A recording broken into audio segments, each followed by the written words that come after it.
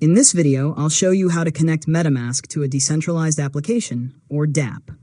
First, open the Metamask extension or mobile app and unlock your wallet. Then, visit the official website of the Dapp you want to use and make sure you're using the correct URL before connecting your wallet.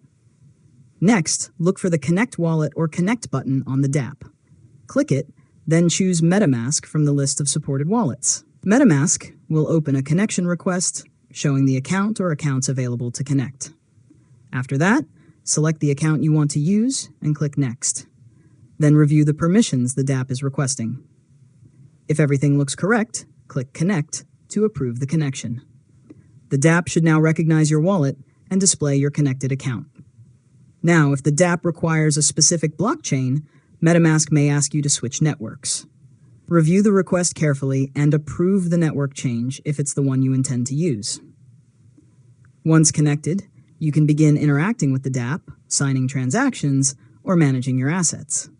Finally, when you're finished, you can disconnect the Dapp from your wallet by opening Metamask, viewing your connected sites, and removing the connection if you no longer need it. And that's it.